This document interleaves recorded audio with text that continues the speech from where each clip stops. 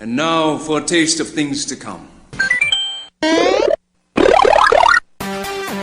great slam and then some. It's on. It's time for the new GameOn Podcast. We're celebrating our favorite games. Falcon Punch! Mamma mia! Finish him! It's a little bit of the old, You're good, but I'm better. a little bit of the new, I am assuming direct control. and everything in between. But enough talk. How about you?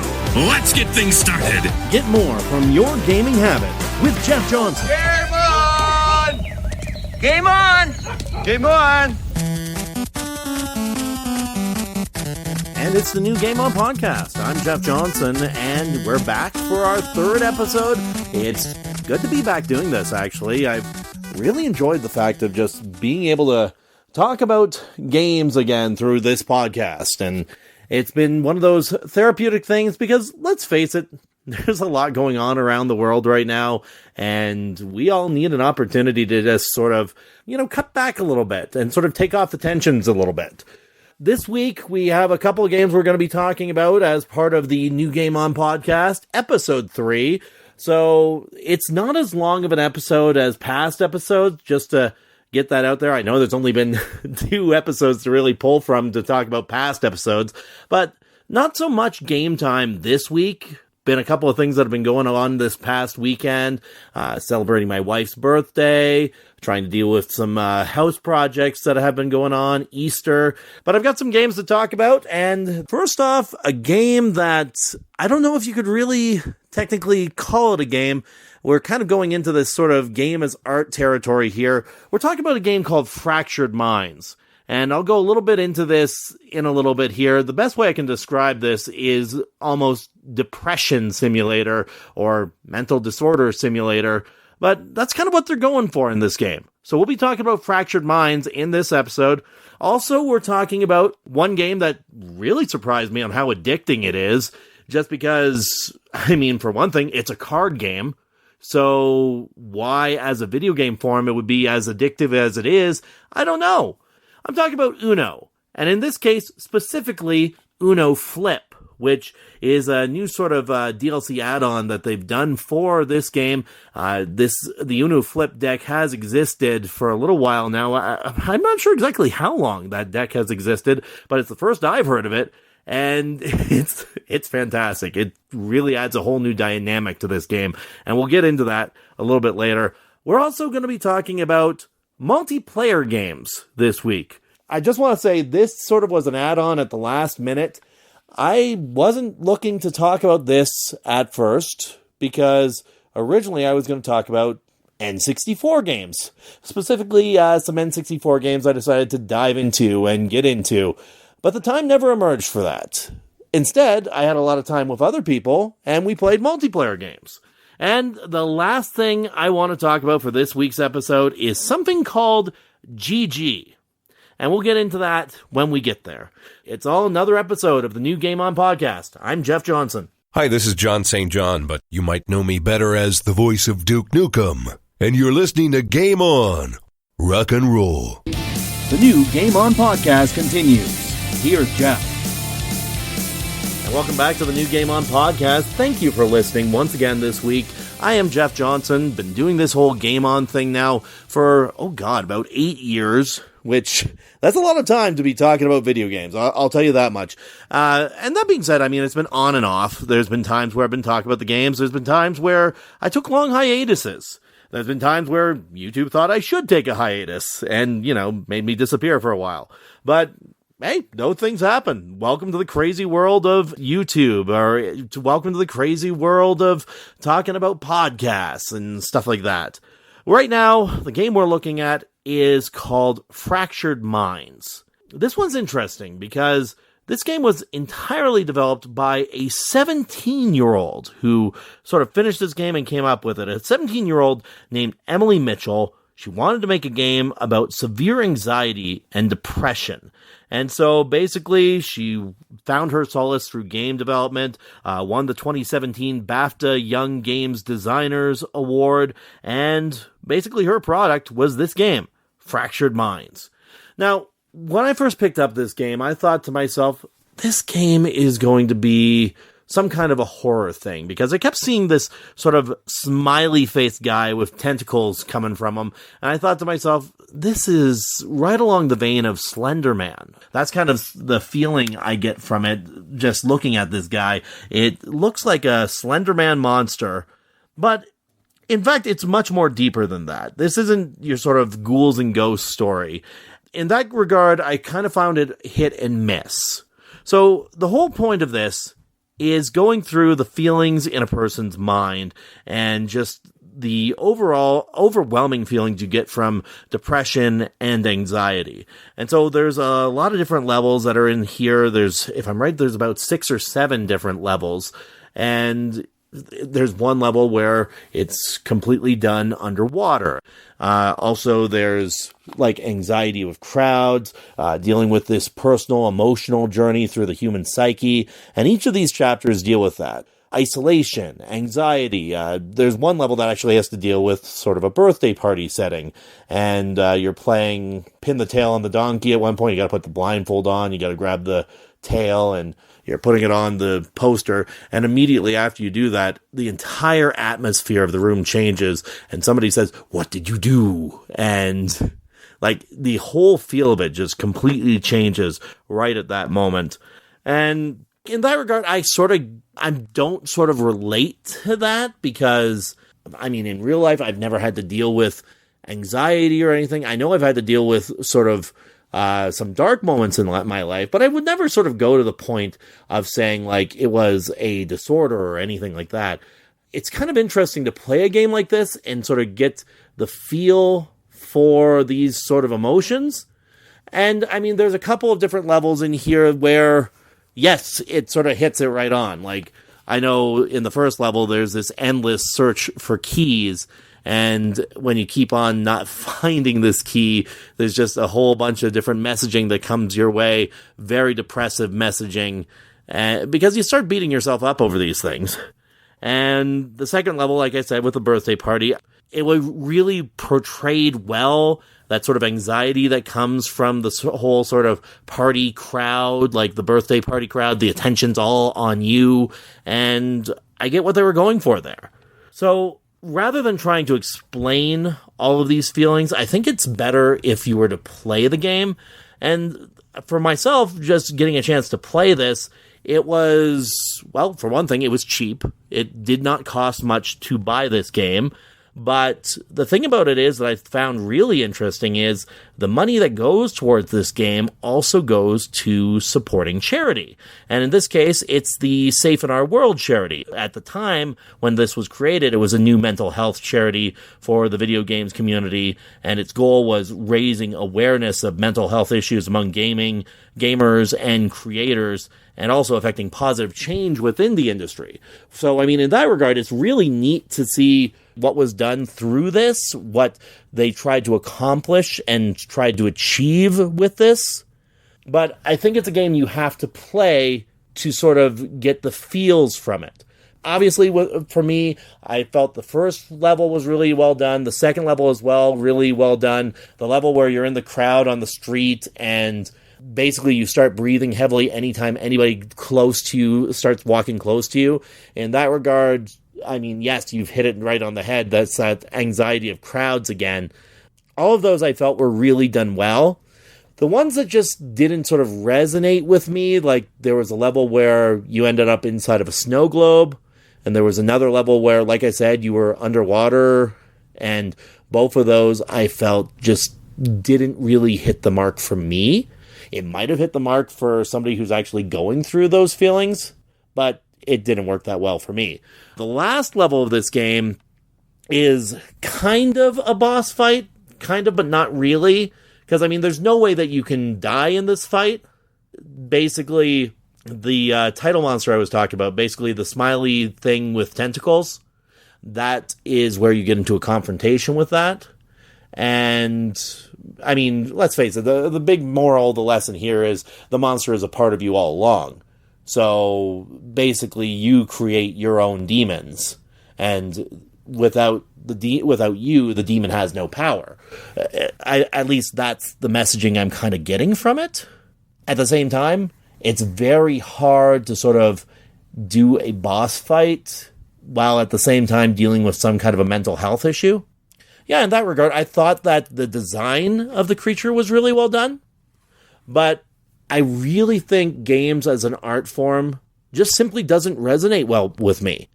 And like I get the point of doing these kind of games, like I explained with Limbo last week. Limbo was a game where, you know, it's this film noir style, it's this artistic style, but it just doesn't do it for me. I guess I prefer my more traditional games, or games that if it involves heavy thinking, it's more of a stats and numbers kind of thinking, as opposed to a sort of psychological, philosophical kind of thinking.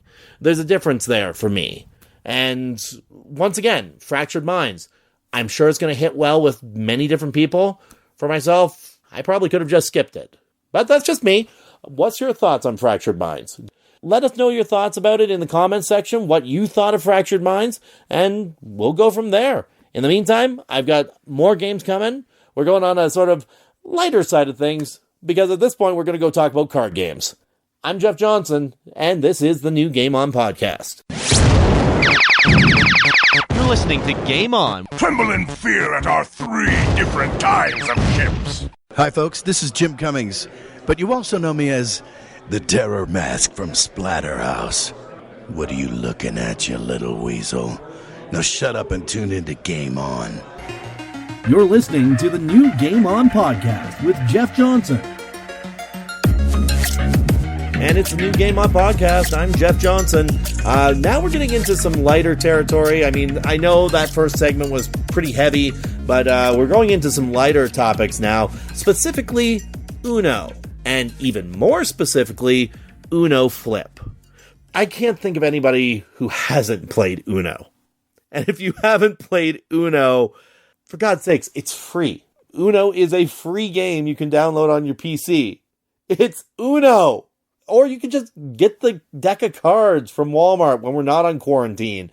Or you could download the game from Ubisoft on your Xbox One. Like, it's always good. Uno is a fun game to play with everybody, and it's surprisingly competitive.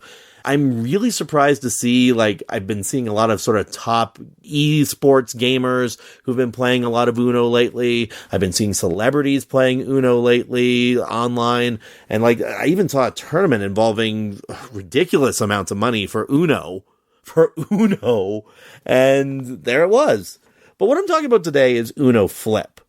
So what you got here is, what if you were playing Uno, but there was stuff on both sides of the cards?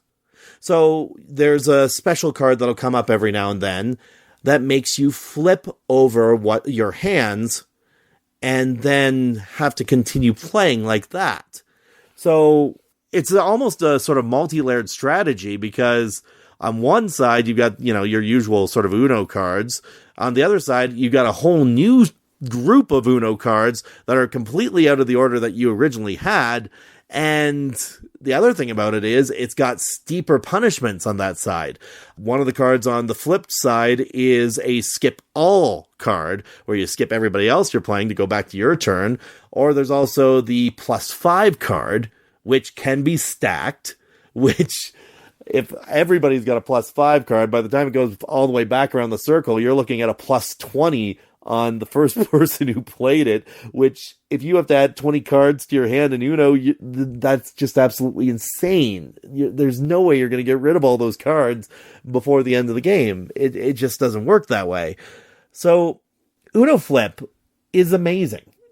It's the only way I can put it. It is surprisingly addictive. I love playing it. The only thing I gotta say that really bugs me about, you know, playing Uno is there's no option for playing like a 2-player version of it at home. So like, you have to play Uno as a single-player game or as an online game. There is no option for sort of couch co-op or, you know, multiplayer play in your home, which really stinks. But at the same time, I can understand sort of the logistics against it, because how would you go about doing that? If it's all sort of a game based on, playing the cards in your hand, and it's on the screen of your TV, then anytime it goes to, your opponent's turn, they're going to see what cards you have, because they have to show every card that's there, or else you couldn't play. So, yeah, there's that. there is that. I mean, there's other card games that have found their way around it, though, because, I know there's games like Prominence Poker or any game of Texas Hold'em Poker where you just have to press the left or right trigger to unhide your hand to look at it. But, really, if you unhide your hand, anybody's going to see as you're playing anyway. So there's that. It's one element. I would love to see sort of a home-based version where you can play with multiple people. But at the same time, that's why you get a deck of Uno cards, right? The actual deck of Uno cards, as opposed to like a actual screen version. For playing people online, this game's perfect. There's no going wrong with this. It's definitely worth your time. But I'm a card game player. I like these things, and that's why something like Uno Flip catches me. So that's about it for this one. There's not much more I can say. Buy Uno Flip. It's worth it. Okay, so I was just talking about how I don't like the fact that this doesn't have multiplayer at home. Let's talk about games that do have multiplayer at home. We're getting into multiplayer games, and that is coming up next on the new GameOn Podcast. This is Mr. Freeze from Arkham City. It's a cold, cold world, unless you're listening to Game On. You know what they say, when life hands you lemons, Do a barrel roll. and when you want to know about your favorite games, listen to Game On with Jeff Johnson. You're listening to the new Game On Podcast. Now back to the couch with Jeff Johnson. And here we are again. It is the new GameOn Podcast. I'm Jeff Johnson. Thank you again for listening. And thank you again to anybody who has supported our podcast, our YouTube channel, our blogs over the years. It's been a long run. We've had a lot of support from people, and I'm really happy to see just all the different people that we've talked to over the years, whether it be game developers, voice actors, people who have gotten involved doing features on the show, people who've gotten involved in our discussions in the past. It's great stuff to have. And I hope we get the chance to have people join us on the podcast again, or people join us over the phone to talk about whatever they want to talk about games, talk about many different games. I know we haven't had a horror game discussion yet, and I'd love to do that at some point. So anybody who wants to join up, come on down. Just let me know. Fire me a message, fire me a comment on YouTube or on our blog, and we'll see what we can do to set things up. Now, I bring that up because I want to talk about multiplayer games. Now, I mentioned at the beginning of the episode I was hoping to do a feature on N64 games this week. That didn't exactly work out so well because I just didn't get time to play a couple of games that I wanted to play by myself. Instead, I ended up playing a bunch of different multiplayer games. So, at one point in the weekend, my wife Shayla and I were getting together and playing Overcooked 2 again. And, oh god, Overcooked. So, Overcooked's one of those games that is one of the perfect multiplayer games because it's so high-paced and frenetic, and the levels are not exactly that long. Each level is only 3, 4, 5 minutes in length. But everybody has a role to do because it's just like, any other kitchen. You've got your sous chefs, you've got your main chefs. It's up to you to figure out what role everybody on your team is doing and to go with it. The thing about it is, my wife is a total collector. She's got to get 3 stars in everything. Collect every item, go through every section of game. Banjo-Kazooie, Super Mario 64, Donkey Kong 64, that style of game, the collect-a-thon gamer. She grew up with those, and that has stuck with her. She loves collecting everything. I'm somebody who can just sort of go through and get a star or two, and I'll be good. I don't have to complete every single thing. And so, obviously, when we played together on Overcooked, we had to collect everything. So that's how that worked out. And if you want to be a perfectionist in Overcooked, get ready to pull your hair out, because holy crap, you get so close every bloody time. You get fires that happen when you do something wrong. It's a frustrating game. It's a fun game, but a frustrating game. And Overcooked 2 takes what Overcooked does and builds on it. First off, the earlier levels, ridiculously easy compared to the ones that you started off with in the original Overcooked. Points are a lot easier to come by. In the first couple of levels, I think we got up to like 1,400, 1,100 points in a single level, just because you're used to playing the old Overcooked games. But then you get some of the levels where you're on a balloon falling from the sky, and oh god, how do we get through this level? And I mean, we just got enough points to get by in those ones. Where am I going with this? I had a train of thought. I just realized I spent like 2 minutes there just sort of kind of BSing about Overcooked. Overcooked, the reason I bring it up is because it is a fantastic multiplayer game. And it got me thinking, just what are some of the other really good games to play multiplayer? There's a lot of different games that you can play that are multiplayer games that are mature rated. Like I think about games like the Gears of War series, A Way Out, a bunch of other ones like Borderlands 3, for example. These are games that I wouldn't play with my 7-year-old. I wouldn't play them with my 4-year-old or 3-year-old either. So, I mean, those games are kind of off the topic here. I'm talking more sort of games for everybody that anybody can jump into. And one of those games that I was playing over the weekend, I sat down with my oldest daughter, my 7-year-old, and put on the N64 to play some Pokemon Stadium. And again, this goes back to how I wanted to do an N64 feature, but bear with me here. Reason I put on that game is because there's a whole bunch of mini games on Pokemon Stadium, and they are fantastic. Like, I think of the Lickitung eating the sushi, the Rattata races, which my daughter really loved that one, the Sandshrew digging for water, which doesn't make sense because, I mean, he's kind of got at a type disadvantage to the water spouting out, but it's still a fun game. Anyway, there's 9 different little mini games in Pokemon Stadium, and it makes for a great time for everybody to play. And it's definitely one I'd recommend to anybody who's wanting to go back to the older system and you want to play games with other people. Play some Pokemon Stadium and play those mini games because they're great. I also put together sort of a short list of just other games kind of in that vein. That sort of, these are great games for everybody to play, and everybody's going to get an enjoyment out of them. Mario Party games come to mind. The Jackbox Party Pack is a little bit more mature, but it's something that has a kid-friendly option. Mario Kart games are always fantastic. We had talked about the Moving Out demo in an earlier episode. When that game comes out later this month, that's going to be fantastic for multiplayer. The Lego games. I always like playing the Lego games. I think they're great multiplayer fun and definitely worth your time. If you want to play with a younger kid, it's a great game for them to get into. And of course, the one game that my one daughter continues to want to play on a regular basis, Minecraft. Now, I am not a Minecraft hater. I'm going to start that right there. I am not a Minecraft hater because I find I have deep dive sessions with Minecraft. Like, I will go months without playing it, and then I'll start it up again, and then I'll spend like a whole month digging a cave, or I'll spend a month digging around, building little outposts and connecting them around the world.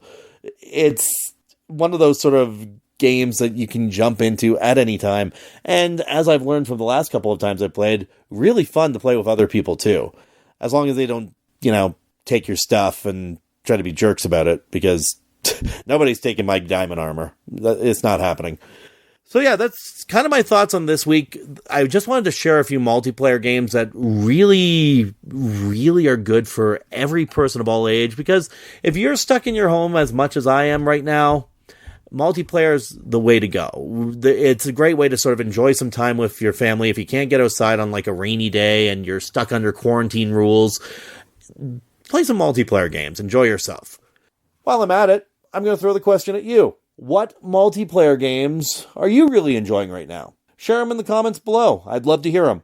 I'm Jeff Johnson. This is the new GameOn Podcast. It's all about the game, and how you play it. All about control, if you can take it. Do you think that we could play another game? Maybe I could win this time.